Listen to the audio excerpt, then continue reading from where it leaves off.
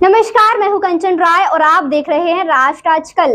कांग्रेस विधायक प्रत्याशी पारस सकलेचा की आमसभा में उमड़ा जनसैलाब।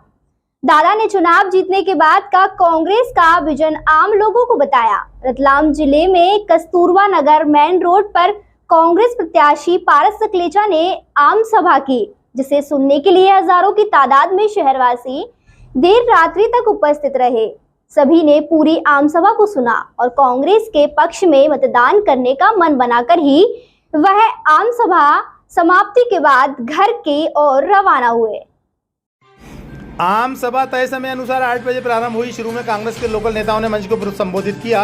कांग्रेस नेता सुजीत उपाध्याय ने वर्तमान विधायक कश्यप को असफल विधायक बताया तथा शहर के विकास को करवाने में सफल नहीं रहे, इसका जिक्र उन्होंने किया। इसके पश्चात कांग्रेस के अध्यक्ष महेंद्र कटारिया ने अपना संबोधन दिया और उन्हें भी 4 विधायकों केवल पूंजीपतियों का ही विकास और उनके कार्य करने वाला बताया, जबकि शहर की मूलभूत सुविधाओं की और उन्होंने अपने कार्यकाल में कभी ध्यान नहीं दिया। वैसे तो वे खुद और प्रदेश के मुख्यमंत्री शहरवासियों को प्रतिदिन जलप्रपात की गारंटी देते रहे और प्रतिदिन जलप्रदाय आज तक नहीं करवा पाए। पहले विधायक धोलाबाड़ से पानी देने की बात करते थे, वे तो रहा दूर, अब वे नर्मदा का पानी रतलाम लाने की बात करते हैं। अब उनके वादे के अनुसार बदलते रहते हैं या केवल जनता को बेवकूफ़ बनाकर अपना उल्लू सीधा करते हैं। चुनाव जीतने के बाद उन्हें ढूंढना भी मुश्किल हो जाता है। एक आम नागरिक उनके पास अपनी समस्याओं को लेकर नहीं पहुंचता और ना ही अपनी समस्याओं को लेकर पहुंच पाते। उनके 4 दरवाजे पर उपस्थित उनके सेना नायक आम नागरिकों को वहीं से रवाना कर देते हैं। जबकि कांग्रेस प्रत्याशी शहर में उपलब्ध हैं और पढ़े लिखे और शिक्षित एक सामान्य व्यक्ति हैं। उनके घर कोई भी व्यक्ति आसानी से अपनी समस्या लेकर जा सकता है। अलग के नाम से जिन्होंने देश में और हमारे शहर के हजारों युवाओं को रोजगार दिया, उनको दादा के नाम से जानते, उनको प्रत्याशी बनाया। सरल सहज स्वभाव के हैं। आप उनसे छोटा सा छोटा कार्य चाहे बड़ा सा बड़ा कार्य हाथ पकड़कर करवा सकते हैं। और एक तरफ जो भारतीय जनता पार्टी का उम्मीदवार उद्योगपति उम्मीदवार है, उसके आपने उसका नेचर और व्यवहार देखा है, उनसे पास ताकि महिलाओं को उद्योग के लिए प्रोत्साहन मिले। एक बहुत बड़ी मांग है, हम त्रिपोलिया गेट पर मल्टी लेयर पार्किंग बनाएंगे ताकि शहर के मध्य रहने वाले लोगों को पार्किंग की समस्या से, व्यापारियों को पार्किंग की समस्या से राहत मिले। बहुत जरूरी है। कहां का गाड़ी रखते हैं, कितनी दिक्कत आती है स्वर्ण व्यवसायियों को, ये मुझे पता है। हम स्वर्ण व्यवसाय को अंतर्राष्ट्रीय पहचान देने के लिए प्रतिवर्ष ट्रेड फेयर आयोजित करेंगे। सरकार की तरफ से ट्रेड फेयर आयोजित करेंगे जिससे स्वर्ण व्यवसाय को अंतर्राष्ट्रीय पहचान मिले। सेव उद्योग को अंतर्राष्ट्रीय पहचान दिलाने के लिए हम वर्कशॉप आयोजित करेंगे कि किस प्रकार सेव को एक इंटरनेशनल मार्केट हम दिला सकते हैं। क्योंकि माननीय मोदी जी भी आए थे, अभी मैं भी कह रहा था कि सेव क्या भाव है और वो भूल गया। मोदी जी ने कहा कि मैं सेव लड्डू के साथ खाऊंगा, पर वो दिन नहीं आएगा। तो 3 तारीख को बोल गए थे। मेरे को वहां पे कहा, मैंने एक कमेंट्स में लिखा कि साहब मोदी जी 3 तारीख को आपको सेव खाने को मिले नहीं मिले, अभी तो आप खा के चले जाते हैं, अभी क्यों नहीं खाए आपने? और बोलते कैसी लगी आपको, कैसी लगी आपको? सेव के विकास के लिए क्या किया? ये जो फूड पार्क है, ये जब मैंने स्वीकृत करवाया था, जब एक ग्लोबल मीट हुई थी जो रतलाम के अंदर फूड पार्क है, मैंने स्वीकृत करवाया। माननीय विधायक जी कहते कि मैंने रोजगार, चलो छोड़, विधायक की बात छोड़ो, दी ठोकर की बात नहीं करना। हाँ। और बहुत सारी बातें, कैंसर के इलाज के लिए कितनी व्यवस्था करेंगे, कीमो की व्यवस्था यहाँ करवाएंगे। और स्वर्ण व्यवसाय के जो सामान जब्त किए गए हैं, उन्होंने नियमानुसार कार्रवाई हुई है नहीं, उसकी जांच करेंगे और जो जिम्मेदार अधिकारी होगा उस पर कार्रवाई करेंगे। मैं नगर निगम की बात कर रहा था कि नियम की उसकी सड़कें बन रही है। 1 साल में चुनाव, मैंने कहा 1 साल की जगह 6 महीने में हो जाए तो अच्छा, आपने क्या बिगड़ रहा है? सड़कें बना रहे हैं रात को, आधी रात को, रात के अंधेरे में सड़कें बनती है। एक कमेंट आया था पहले, माननीय विधायक जी ने देखो कैसे बड़े आदमी है, बड़े आदमी हो, दान कैसा करते हैं। 3500 बच्चों को उन्होंने जो 10वीं 12वीं फर्स्ट क्लास आई घड़ियां दी, बाबा 1100 रुपए नगद दिए, एक मिठाई का पैकेट दिया और एक शील्ड दी।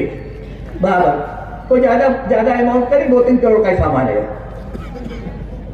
अब आप देखना, ये दान देने का भारतीय तरीका विधायक जी का। घड़ी के साथ में घड़ी का बिल दिया 2,500 रुपए का।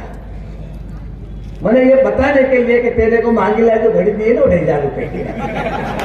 तेरा बाप गरीब है ना, वो खरीद नहीं सकता ढेजा गड़ी, ये मैं दे दिया, तेरा वोट मेरे को देना बाद में।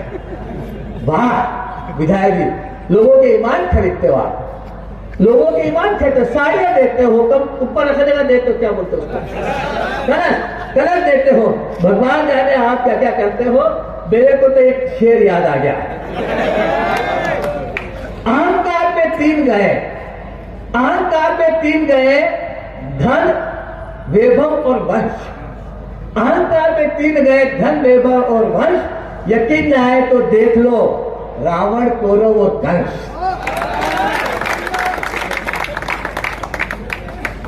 ये क्यों हो रहा है हमारे साथ में? हम आम सभा कर रहे हैं, विधायक जी नुक्कड़ सभा कर रहे हैं, कल से परसों से 2-1 दिन से मैं कहता है नुक्कड़ सभा कर रहे हैं। मेरे को देखने में नहीं आया, पढ़ने में नहीं आया, पढ़ा नहीं मैंने, नुक्कड़ सभा कर रहे हैं। मेरा विधायक जी से कहना है कि नुक्कड़ सभा आम सभा करो लेकिन हमारे साथ में, अच्छा आपके भिड़ जाए तो कोई बात नहीं, हम दोनों ज्वाइन कर लेते हैं, मेरे बहन से जाके ज्वाइन कर लेते हैं। विधायक चेतन जी को भी बुला लेना, मेरे को बुला ले, और दोनों के ज्वाइन आम सभा कर ले, उनके नाम से आ जाए, मेरे नाम से तो आ जाएंगे ना लोग, उनकी बात समझे। और नुक्कड़ सभा कर रहे 50-50 लोगों ने रथ पे खड़े हो गए, नुक्कड़ सभा कर रहे हैं, आम सभा क्यों नहीं करते हैं?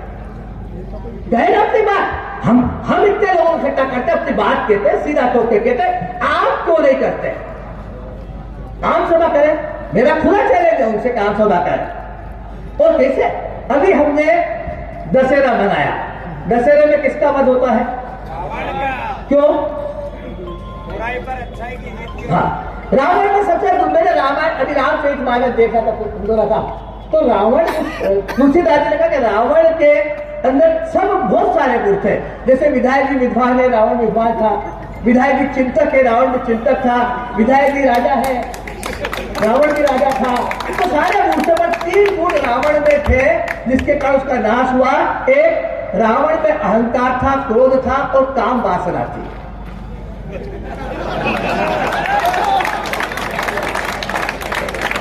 रावण में अहंकार था, ये मैं नहीं बोला, रामचरितमानस के लिए शांतु से। रावण में अहंकार था, क्रोध था और काम वासना थी।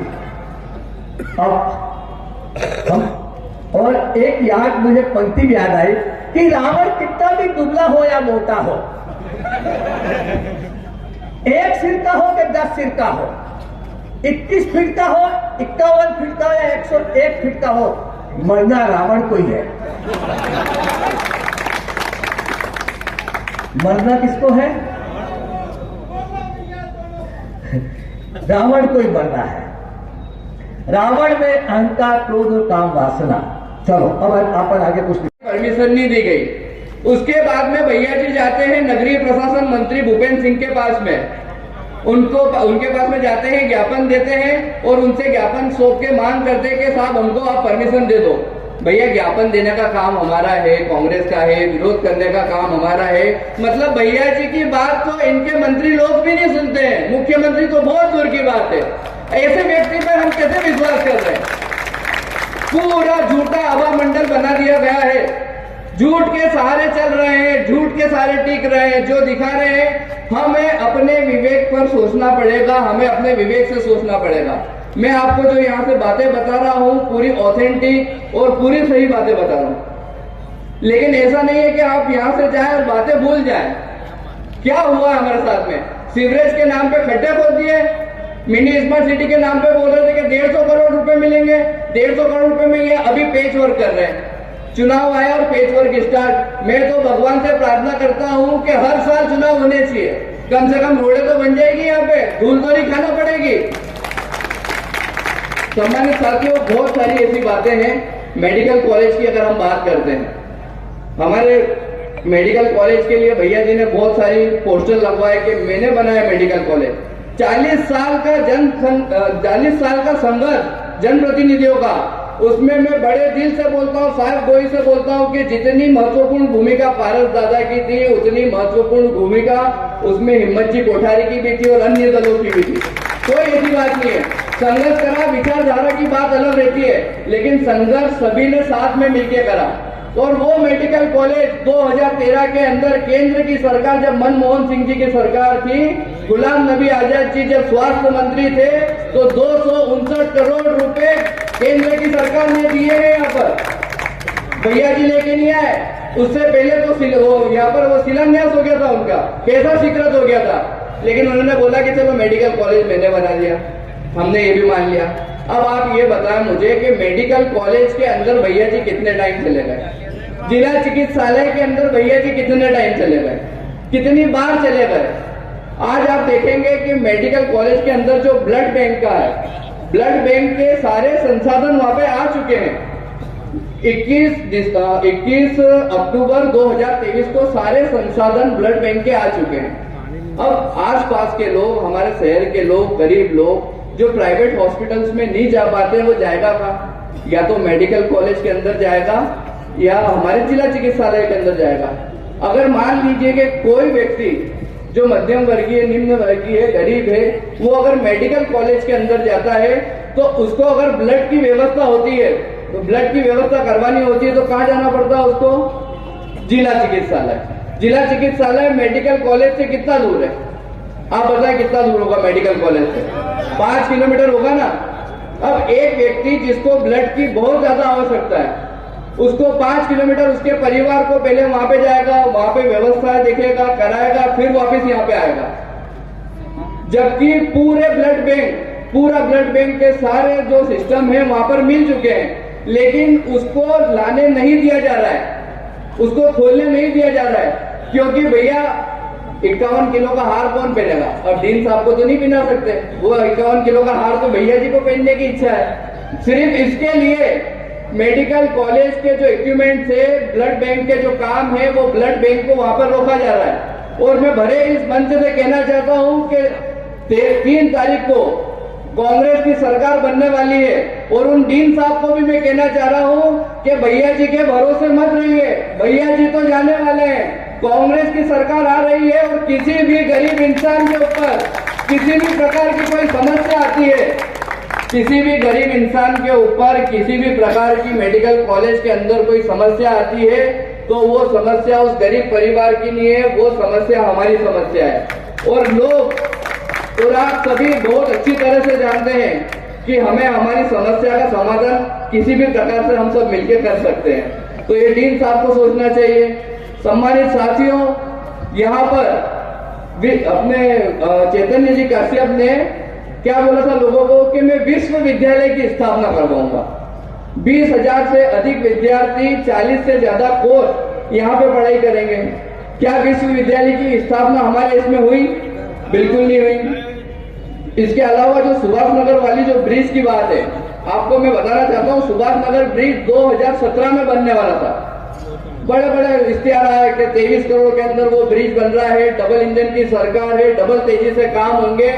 आज वापिस एक पेपर में खबर आती है कि ब्रिज की अब पोल शिफ्टिंग हो रही है। मतलब एक ब्रिज बनाने के इसमें हमको 6-6 साल का इंतजार करना पड़ता है। यहाँ के लोगों को घूम के अगर कहीं जाना है तो पूरा घूम के जाना पड़ता है।